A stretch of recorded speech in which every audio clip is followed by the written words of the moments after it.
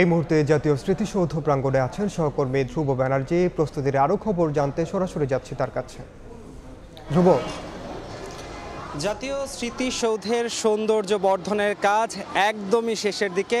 আর মাত্র 2 থেকে 1 ঘন্টার মধ্যে যারা সৌন্দর্য বর্ধনে যে কর্মীরা নিয়োজিত ছিলেন তারা তাদের কাজ শেষ করবেন বলে আমাদেরকে জানিয়েছেন এখানকার স্মৃতিসৌধের যারা কর্মকর্তা আছেন। তারা এখন যেহেতু দুপুরের সময়, তাই তারা কিছুটা বিশ্রাম নিচ্ছেন। এরপরই 2-1 ঘন্টা কাজ করেই তাদের সৌন্দর্য বর্ধনের যে কাজ, সেই কাজটি শেষ হবে। সৌন্দর্য বর্ধনের পাশাপাশি জাতীয় স্মৃতিসৌধে নিরাপত্তা বেষ্টনীও কিন্তু 5 স্তরে সাজানো হয়েছে।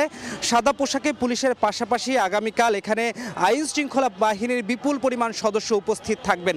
সুতরাং আজকে ঠিক বেলা 11টা পর্যন্ত বেশ কয়েকজনকে ভেতরে প্রবেশ করতে দিলেও এরপরে আমরা লক্ষ্য করেছি এরপরই ভেতরে প্রবেশ একদমই বন্ধ করে দেওয়া হয়। এরপর এখানে বিভিন্ন বাহিনীর সদস্যরা ঢোকেন এবং পুরো দিকটা নিরাপত্তা কেমন জোরদার করা হয়েছে পুরো দিকটা তারা মূলত দেখেন এবং দেখে এখন ভেতরে সব ধরনের জনসাধারণ থেকে শুরু করে সবার প্রবেশাধিকার কিন্তু বন্ধ করে দেওয়া হয়েছে। পাশাপাশি ঢাকা থেকে আমিনবাজার পর্যন্ত, অর্থাৎ আমিনবাজার থেকে সাভারের নবীনগর পর্যন্ত যে স্মৃতিসৌধের যে রাস্তাটি রয়েছে, এই রাস্তাটিতেও কিন্তু আমরা দেখেছি নিরাপত্তা জোরদার করা হয়েছে।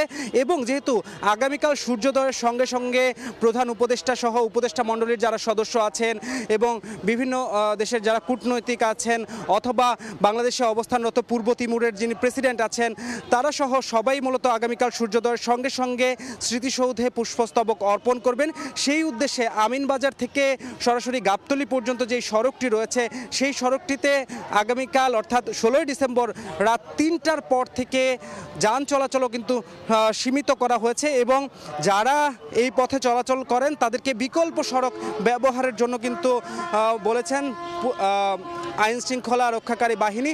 পাশাপাশি এখন যদি আমরা বলতে চাই শুধুমাত্র স্মৃতিসৌধ এলাকারই যে নিরাপত্তা ব্যবস্থা জোরদার করা হয়েছে তা কিন্তু নয়, পার্শ্ববর্তী এলাকা, পার্শ্ববর্তী জেলা গাজীপুর এবং মানিকগঞ্জ সহ বেশ কিছু জেলাতেও কিন্তু নিরাপত্তা ব্যবস্থা জোরদার করা হয়েছে, যাতে যারা সাধারণ মানুষ আছেন তারা সরাসরি স্মৃতিসৌধে এসে পুষ্পস্তবক অর্পণ করতে পারেন। সেই ব্যাপারে আইন শৃঙ্খলা বাহিনী যথাযথ পদক্ষেপ কিন্তু এই পর্যন্ত আমরা যেটা দেখতে পেয়েছি, তারা কিন্তু সেই পদক্ষেপ গ্রহণ করেছেন।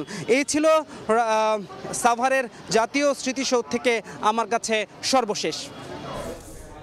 সরাসরি যুক্ত ছিলাম সাভারের জাতীয় স্মৃতিসৌধ প্রাঙ্গণে।